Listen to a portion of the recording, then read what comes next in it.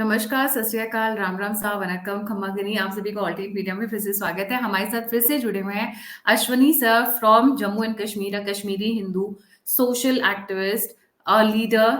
और क्या बोलूं सर के आर्टिकल्स और रिसर्च, वेल रिसर्च्ड आर्टिकल्स इतने वायरल होते हैं and he rights for lot of newspapers and media outlets in Jammu and Kashmir जो इनको अप्रोच करते हैं। आज जो 370 पर 11वें दिन कहते हैं ना, 11 नंबर शुभ होता है। आज जो तुषार मेहता ने धोना शुरू किया है, हो कपिल सिब्बल जी बार बार बाथरूम जा रहे थे कि सुनना ना पड़े ऐसे ऐसे दलीलों को।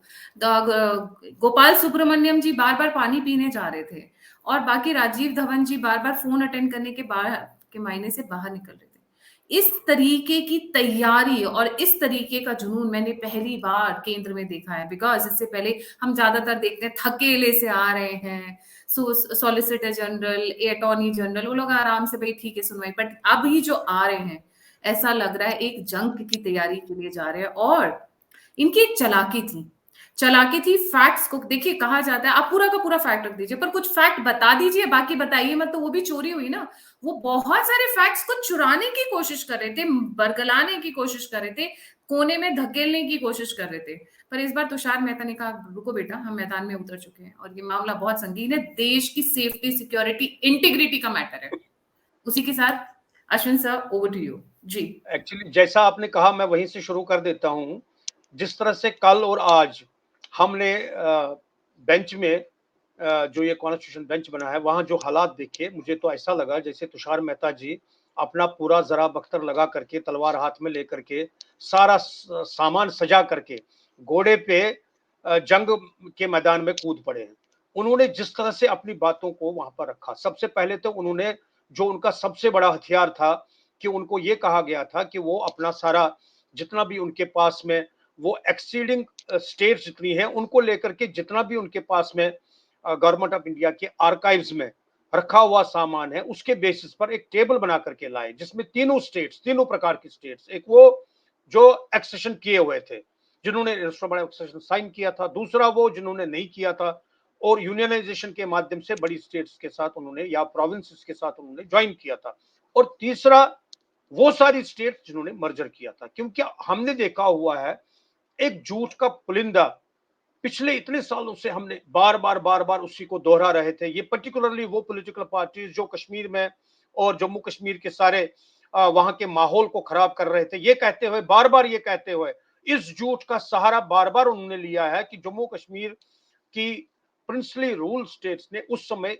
एक्सीड तो किया है लेकिन मर्जर नहीं किया है। तो उस झूठ पर से पर्दा हटाने के लिए ये जो काम तुषार मेहता जी ने किया गवर्नमेंट ऑफ इंडिया के बिहाफ पर, वो सराहनीय है। और मैं ये कहता हूं ये एक प्रकार से उस झूठ के लिए अंतिम उसके कील साबित होगी, अंतिम कील साबित होगी उस झूठ के लिए जो फहराया जा रहा था।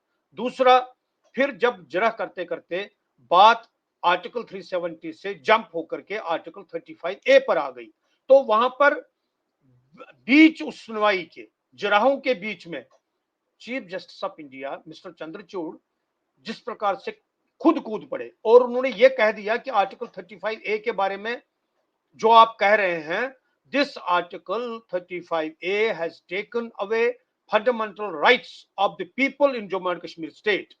पर्टिकुलरली उन्होंने उन सिटीजन्स के बारे में कहा जो जम्मू कश्मीर के परमानेंट रेजिडेंट्स नहीं माने जाते हैं, उनके बारे में उन्होंने ये बात कही। ये तो एक प्रकार से धमाका हो गया जब उन्होंने ये बात कही, और इसने हालात जो हैं बड़े पेचीदा बना दिए, और जो वहां पर विपक्षी खेमा सारा बैठा हुआ था उनके लिए भी बड़ी मुश्किल थी ये बात। एक प्रकार से मैं मानता हूं कि जो ये बात कही गई है इसने केस के रुख का जो है, केस का जो रुख है, अब कौन सी उसकी दशा होगी, कौन सी उसकी दिशा होगी, ये लगभग लगभग तय कर दिया है। उन बातों को केवल छोड़ करके जो बाकी के ये इश्यूज हैं कि जो प्रोसेस इसमें जिसके अंतर्गत ये सब कुछ किया गया, वो प्रोसेस जो है क्या वो कॉन्स्टिट्यूशनली वैलिड है कि नहीं है, उस बात को छोड़ करके आर्टिकल 35A तो यहीं पर एक प्रकार से उसका दम टूट गया जब उन्होंने ये बात कह दी। और साथ में बड़ी इंपॉर्टेंट बात थी, और मैं ये चाहता हूं कि सारे देश के लोगों को नहीं बल्कि उन सबको जो कानून के विद्यार्थी हैं, नंबर वन, उन सबको जिन्होंने इस आर्टिकल 370 वाले मामले में, रिऑर्गेनाइजेशन वाले मामले में पर्टिकुलरली पिछले 4 साल से इंटरेस्ट लिया है, उन सब के लिए बड़ा जरूरी है कि किस प्रकार से चीफ जस्टिस ऑफ इंडिया ने कहा कि फंडामेंटल राइट्स की स्कीम जो हमारे कॉन्स्टिट्यूशन में है, जो सर्वोपरि है, उस कॉन्स्टिट्यूशन में यह कहा गया है कि आर्टिकल 14, आर्टिकल 16 एंड आर्टिकल 19 इसमें इक्वल राइट्स की बात कही गई है और भी कई फंडामेंटल राइट्स की बात कही गई है। लेकिन इसके साथ में ही जो ये फंडामेंटल राइट्स आर्टिकल 35A के माध्यम से लोगों के वहां से छीन लिए गए हैं, this was confirmed by the honourable chief justice of India Shri DY Chandrachud ji. I am highly thankful to him for this assertion, very much in the courtroom. And then वहां पर तुषार मेहता जी ने एक और बात जोड़ी, उन्होंने कहा जी इतना ही नहीं है, आर्टिकल 21 के लिए भी ये जो है 35A घातक है। और आर्टिकल 35A में ये सबसे बड़ी बात है, आर्टिकल 21 ये कहता है कि आप कहीं पर भी भारत के किसी भी कोने में अपनी जीविका अर्जित करने के लिए जा सकते हैं, वहां रह सकते हैं, और इसमें उसमें भी खलल डाली, इसने वो अधिकार भी उनसे छीन लिया है। आर्टिकल 35 यहाँ पे एक एक एक मैं सॉरी मैंने आपका फ्लो तोड़ दिया है, पर नहीं नहीं 3 टर्म्स ऐसी थी जिनको लेकर वो ज्यादा बड़े परेशान थे। एक तो सेकुलर, सॉवरेनिटी, वो नहीं, इंटीग्रिटी। वो एक अलग इशू है, उसके बारे में मैं बताता हूँ, वो एक अलग इशू है। पहले मैं आर्टिकल 35A के बारे में समाप्त करता हूँ। और आर्टिकल 35A के बारे में मुझे यहाँ ये कहना जरूरी है that article 35A was not brought in the Indian Constitution by way of any amendment in the Constitution. ये कैसे ला गया? क्योंकि ये पहले आज जो कॉन्स्टिट्यूशन ऑफ इंडिया था, ये पहले उसका हिस्सा नहीं था। ये 1954 में प्रेसिडेंशियल प्रोक्लेमेशन के माध्यम से जो धारा 370 के अंतर्गत कर सकते हैं, उसके माध्यम से ये जोड़ा गया। It was virtually brought surreptitiously by the government of India at that time. Particularly, this was not referred to Parliament of India. This was not referred to the People's Representative Assembly, which was the Constituent Assembly at that time in Jammu and Kashmir state. और जिस प्रकार से इसको लाया गया है, मैंने एक बार अपने बेटे से भी पूछा, वो LLB के विद्यार्थी थे, मैंने उनसे पूछा कोई आज से 10-12 साल पहले कि आप आर्टिकल 35A के बारे में क्या कहना चाहते हैं, क्योंकि आजकल ये बड़ी जबरदस्त कंट्रोवर्सी बड़ी हुई है। उनने कहा जी इसके बारे में हमारे प्रोफेसर्स को नहीं पता, हेड ऑफ डिपार्टमेंट्स को नहीं पता, जजेस को नहीं पता, बड़े बड़े वकीलों को नहीं पता कि ये है क्या। मैंने कहा आखिर ये पता करके आ जाओ। कुछ दिन के बाद उन्होंने मुझे कहा article 35A was not a part of the constitution, it was brought by the presidential order. और उन्होंने उसके बारे में रिसर्च भी की थी कि उसको फिर कॉन्स्टिट्यूशन में कहां जोड़ा गया था। उसको कॉन्स्टिट्यूशन में वहां जोड़ा गया था जहां 35 के बाद में नजर ही नहीं पड़ती थी। एनीवे ये बात की, नंबर 1। नंबर 2, यहां पर यह कहना बड़ा जरूरी होगा कि 1975 में जब इमरजेंसी लगी थी, उस समय 42nd अमेंडमेंट बिल आई थी। 42nd अमेंडमेंट बिल में क्या था? उसमें एक प्रावधान ये भी था कि उन्होंने कॉन्स्टिट्यूशन के प्रेम्बल को चेंज कर दिया था। कॉन्स्टिट्यूशन के प्रेम्बल में उन्होंने कुछ एक भारतीय कॉन्स्टिट्यूशन जो है, संविधान जो है, उसमें कुछ चीजें जोड़ी थी। जैसे प्रेम्बल में यह जोड़ा गया था वर्ड सेक्युलर, सोशलिस्ट, और नॉट ओनली दैट, एक शब्द है इंटीग्रिटी ऑफ द नेशन, वो भी जोड़ा गया था।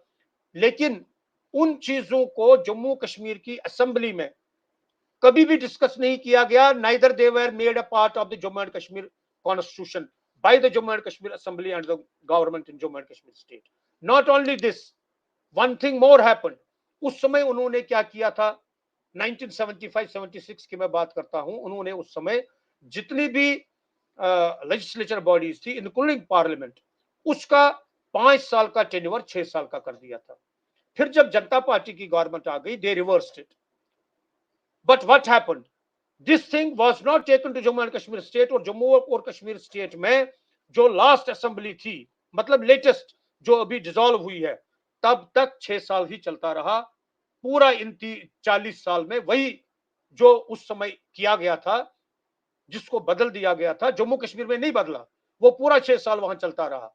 और लेटेस्ट जो ये असेंबली थी वो भी 6 साल की थी। इतना ही नहीं, ये यहां पर बड़ा जरूरी है कहना, जैसे कोई रिप्रेजेंटेटिव चुनकर आता है, वो वहां पर फिर शपथ लेता है। अब शपथ किसके नाम से लेता है और क्या करने के लिए लेता है? शपथ भगवान के नाम पर लेता है या सॉलम अफर्मेशन होती है? वो वहां पर कॉन्स्टिट्यूशन ऑफ इंडिया को बचाने के लिए, उसकी सुरक्षा के लिए, उसका मान मर्यादा के लिए वहां पर शपथ लेता है। लेकिन जम्मू कश्मीर में ऐसा नहीं था। वहां वो जम्मू कश्मीर के संविधान के बारे में, जिसका कोई जिक्र जो भारत के संविधान में नहीं है, उसको बचाने के लिए वहां पर वो शपथ लेता था। इतना ही नहीं, वहां का जो हाई कोर्ट का जस्टिस था, चीफ जस्टिस था, वो भी वहां पर, उसको भी यही, ये जो जम्मू कश्मीर के संविधान को बचाने के लिए, सुरक्षा के लिए वो वहां पर शपथ लेता था। अब देखिए ये कितनी बड़ी अनोमली है कि हम भारत सरकार के या भारत के शहरी होते हुए भी, नागरिक होते हुए भी भारत के संविधान के प्रति वहां शपथ नहीं लेते थे, उसकी सुरक्षा के प्रति शपथ नहीं लेते थे। ये है आर्टिकल 370 और 35A का जो जमीनी हकीकत जो उसकी थी वो ये है। इतना ही नहीं, सिचुएशन जो थी वहां पर वो ये थी कि वो डिप्राइव करता था एक बहुत बड़े सेक्शन को, जो भारत के हर प्रांत के लोग थे, उनको जम्मू कश्मीर के बारे में, जैसे वो जम्मू कश्मीर आना चाहते थे। आपने देखा होगा जम्मू कश्मीर के लोग सारे देश में जाते थे, वहां पर वो नौकरी भी करते हैं, वहां पर वो प्रॉपर्टी भी एक्वायर करते हैं, वहां पर वो बिजनेस भी करते हैं और बड़े बड़े ओहदों पर होते हैं। But the same cannot be applied because of Article 37, 370 and 35A with the people living rest in rest of India. बाकी देश में जितने भी लोग हैं जैसे आप हैं, आप नहीं जा सकते थे। But this has been changed with effect from 5 अगस्त 2019। ये बात भी वहां पर रखी गई। और इतना ही नहीं, और इसके अलावा वहां पर कुछ डेवलपमेंटल एक्टिविटीज बहुत ज्यादा हुई हैं 2019 के बाद में। नॉट ओनली दैट, टूरिज्म को जिस प्रकार से वहां पर बढ़ावा दिया गया, वहां पर जिस प्रकार से जो पूजा स्थल है उनका एक प्रकार से फिर से पुनर्निर्माण शुरू हुआ है, सारे कश्मीर में उनका पुनर्निर्माण शुरू हुआ। और वो केवल मंदिरों के बारे में या मस्जिदों के बारे में नहीं है, बल्कि हर प्रकार के जितने भी वहां पर पूजा स्थल है उन सब के पुनर्निर्माण की व्यवस्था वहां शुरू हो गई है। Not only that, chances of employment वहां बढ़ गए हैं। टूरिस्ट इंडस्ट्री में चांसेस ऑफ एम्प्लॉयमेंट इस हद तक बढ़ा दी गई है। तुषार मेहता जी ने भी इस बात को वहां पर कहा कि एक प्रकार से मैं कहूंगा टूरिस्ट इंडस्ट्री फिर से रिवाइव वहां पर हो गई है। इतना ही नहीं, इसके आगे और भी जो बड़ा इंपॉर्टेंट इशू है कि आर्टिकल 35A के बारे में रिट्रोस्पेक्टिव इफेक्ट दिया गया था। वो रिट्रोस्पेक्टिव इफेक्ट क्यों दिया गया था, ये यहाँ पर सुनने के लिए भी बड़ा जरूरी है। जो सुनने वाले हैं, बाकी के आपके जितने भी आपके सौजन्य से सुनने वाले हैं, उनको भी ये पता रहना चाहिए। 1954 में आर्टिकल 35A को इंट्रोड्यूस किया गया था, चलिए ठीक है, लेकिन उसका इफेक्ट जो था रिट्रोस्पेक्टिवली किया गया था, 1944 से किया गया था। वाई? क्योंकि 1944 से ही पाकिस्तान से, वेस्ट पाकिस्तान से रिफ्यूजी लोग जो हैं धीरे धीरे करके जम्मू कश्मीर और भारत के अन्य भागों में आने लगे थे। अब जो जम्मू कश्मीर में आए थे, जो कश्मीर में आए थे, उनको कश्मीर से खदेड़ा गया था, कश्मीर से उनको निकाला गया था, उनको जम्मू भेजा गया था। और जो जम्मू में थे वो कहीं पर किसी भी सूरत में जम्मू कश्मीर के जो परमानेंट रेजिडेंट्स के अधिकार हैं वो अधिकार हासिल न करें। अगर वो 1947 से पहले 1946, 1945, 1944 में आए थे, उन पर भी ये लागू किया गया। नॉट ओनली, अब यहां पर मुझे एक बात कहना बड़ा जरूरी है। अब देखिए, ये उन लोगों के लिए था जो हमारे ही देश का एक हिस्सा हमसे कट गया, वहां से जो लोग आए और यहां आ गए, ये उनके लिए था। अब सिंकियांग, चाइना से बहुत सारे मुस्लिम्स एक समय में जम्मू कश्मीर में आ गए, अब वो कश्मीर में आ गए। तो उस समय की जो सरकार थी जम्मू कश्मीर में, उन्होंने उन सारे उइगर मुस्लिम्स को कश्मीर में बसा लिया, अभी भी वो वहीं रहते हैं। अब आप समझिए, जो बाहर के देश से आए उनको हमारे देश में बसा दिया, और जो हमारी ही भूमि से हमारे ही लोग हमारे यहां आ गए, उनके अधिकार छीन लिए गए। ये है आर्टिकल 370 एंड 35A। एनीवे, अब इसके आगे चल करके तुषार मेहता जी ने एक बहुत बढ़िया काम किया। मैं तो कहता हूं कि जो उन्होंने रिऑर्गेनाइजेशन ऑफ स्टेट्स के बारे में बातें की, उसमें कई बातें आप लोगों के जैसे हमारे जैसे लोग हैं, बहुत पैनी नजर रखते हैं इन सब चीजों पर, हमें भी ये पता नहीं था। और उन्होंने इस बात को वहां पर लाया, एग्जाम्पलीफाई किया। उन्होंने ये कहा कि जो reorganisation of the state, Jammu and Kashmir state हुई है, उसमें हमें पता होना चाहिए कि ये पहली बार जम्मू कश्मीर में नहीं हुआ, ये पहली बार भारत में नहीं हुआ, ये पहले भी भारत के अलग अलग प्रांतों में हुआ है। कोई स्टेट छोटी कर दी गई है, कोई बड़ी कर दी गई है। इतना ही नहीं, स्टेट को यूनियन टेरिटरी बनाया गया है, यूनियन टेरिटरी को स्टेट बनाया गया है, ऐसा भी हुआ है।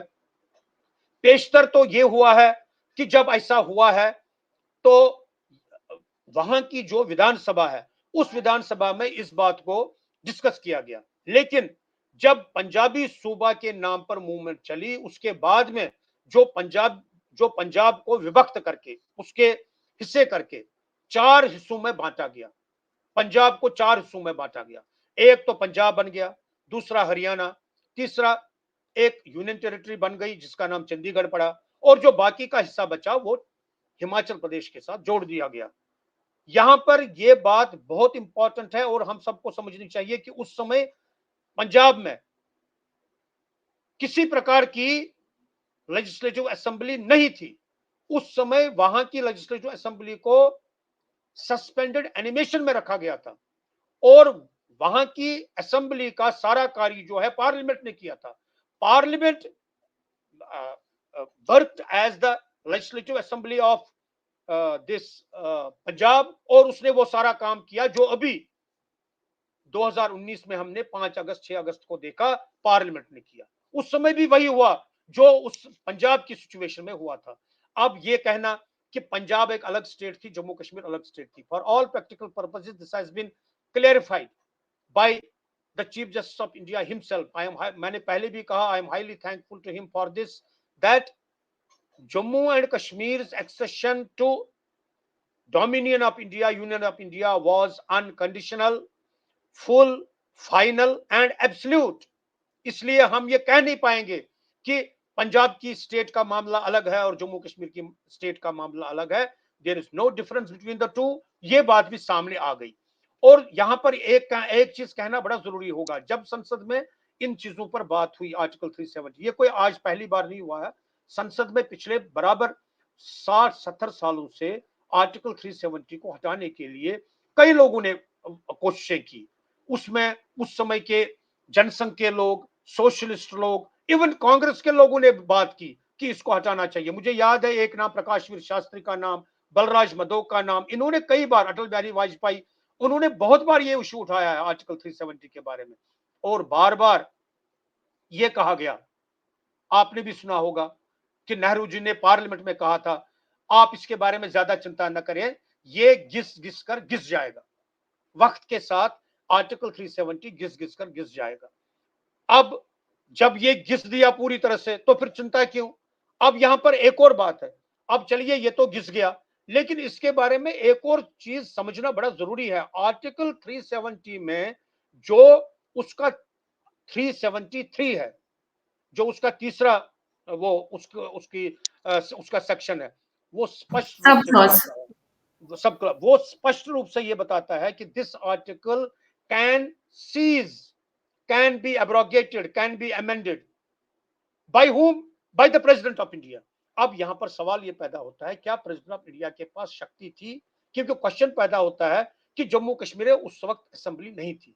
देखिए यहां पर यह सवाल उठाया गया कि भारत सरकार की मंशा क्या थी, what was the wisdom behind government of India's decision.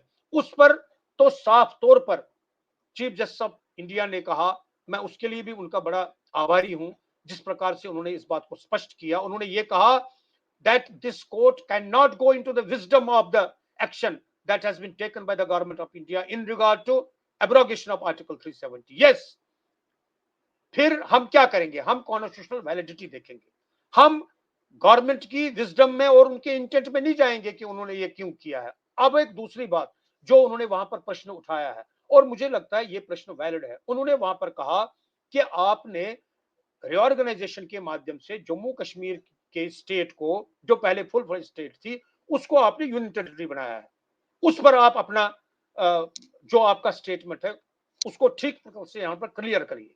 और उस क्लियरिफिकेशन में तुषार मेहता जी ने बड़े अच्छे ढंग से इस बात को बताया कि जो ये स्टेट को, जम्मू कश्मीर की स्टेट को सबसे पहले जो ये 2 हिस्सों में बांटा गया है, एक हिस्सा लद्दाख है। लद्दाख में पुराने कई, मैं, उन्होंने तो नहीं कहा लेकिन मैं कहता हूं, लद्दाख में पिछले 35 साल से एक मूवमेंट चल रही थी They always wanted Ladakh to be declared a union territory. Number one. और जो वहां यूनियन टेरिटरी बनी है वो वहां पर विदाउट लेजिस्लेचर है, क्योंकि वहां पर already hill development council Ladakh region में दोनों जगह है, लेह में भी है, कारगिल में भी है, दोनों डिस्ट्रिक्ट्स के लिए। Number one, and with the lieutenant governor there, with the chief secretary दियर।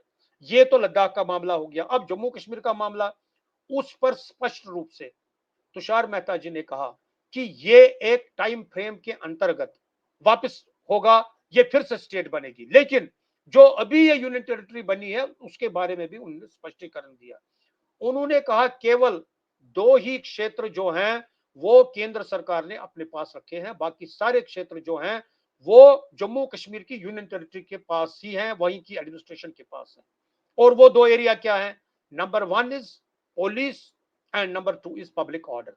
केवल ये दो विभाग हैं, ये दो अफेयर्स हैं जो केंद्र सरकार स्वयं देखता है। उसका कारण है, कारण उसका क्या है? National security and the prevailing situation in Jammu and Kashmir state. ये है उसके दो कारण। एक तो नेशनल सिक्योरिटी है because of terrorism and other things connected with terrorism, secessionism etcetera. और दूसरा क्या है?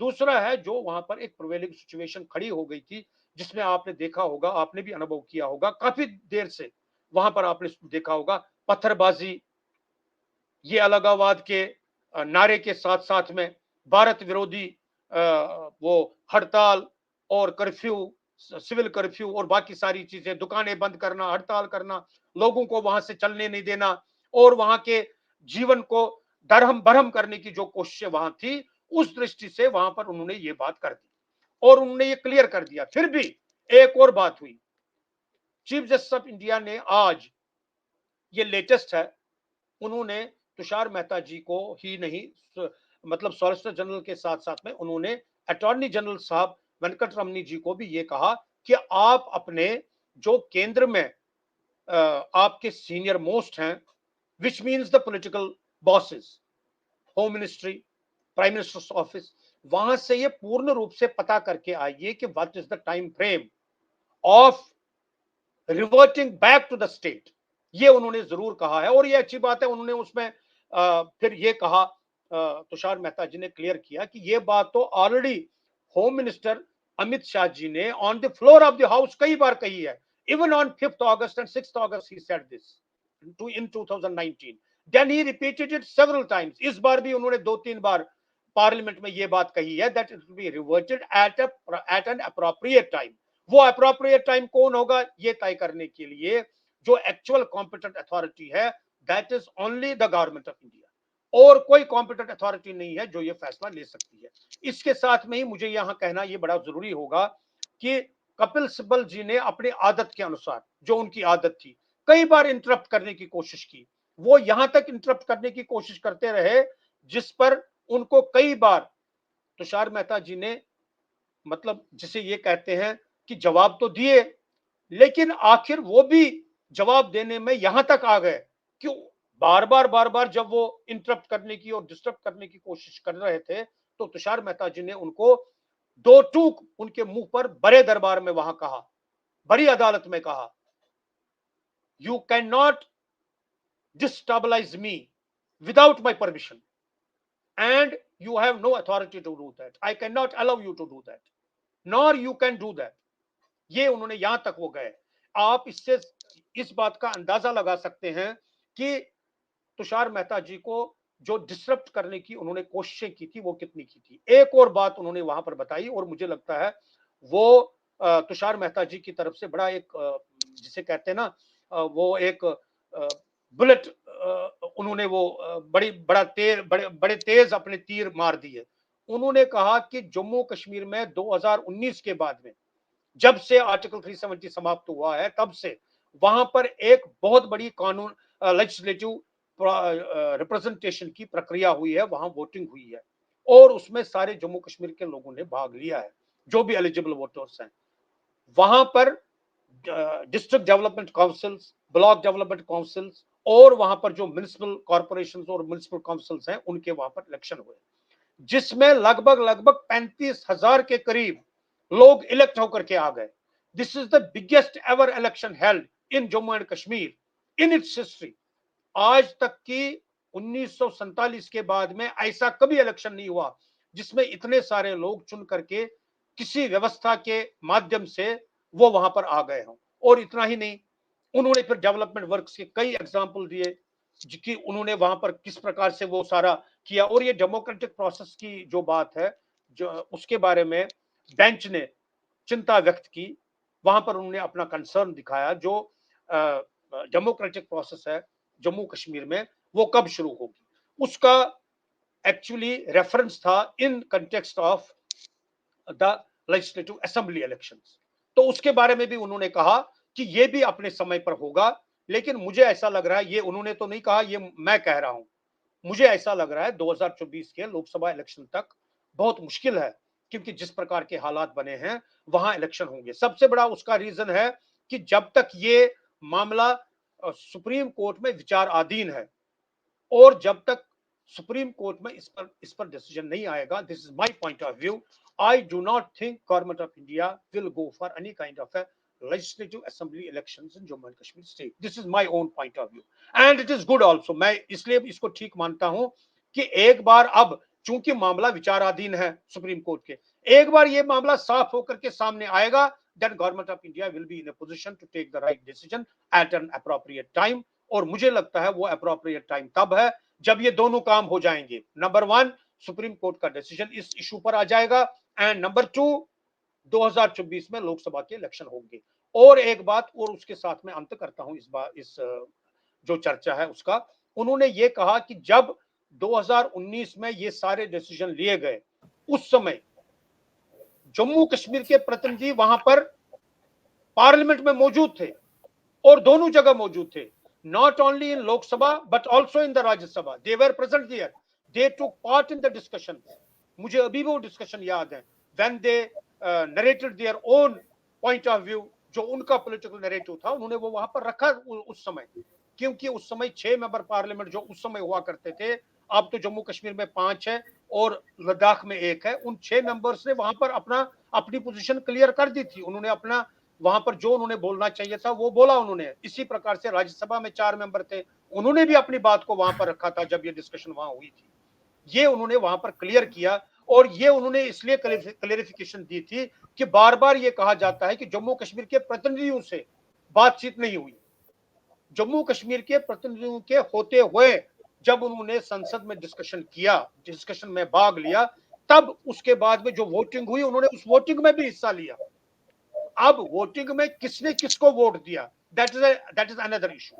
वो हमारे विचार करने योग्य इशू नहीं है, क्योंकि वो हर एक का अपना प्राइवेट मामला है कि उसने किसको वोट डाला, उस पर हम बात नहीं कर सकते। And with this I believe एक और बात जो सामने आई वो ये है, जो तुषार मेहता जी ने भी क्लियर कर दिया, और उस पर वेंकट रमनी जी जो हैं, जो अटॉर्नी जनरल है, उन्होंने भी ये क्लियर कर दिया कि अभी भी जम्मू कश्मीर में ये जो सारा रिऑर्गेनाइजेशन हुआ, आर्टिकल 370 समाप्त हुआ, 35A समाप्त हुआ, या बाकी सारी जितनी भी डेवलपमेंट्स हैं, इन सब के बावजूद अभी भी सिचुएशन ये है कि वहां से जब भी इलेक्शन होगा, वहां के मेंबर पार्लियामेंट चुन करके आएंगे, राज्यसभा के लिए भी मेंबर चुन करके आएंगे, और वो वहां की लेजिस्लेटिव असेंबली जब वहां चुनी जाएगी, वो वहां पर उनको वहां से इलेक्ट करके भेज देंगे। इस तरह से उन्होंने इस मामले को, रिऑर्गेनाइजेशन वाले मामले को भी पूर्ण रूप से,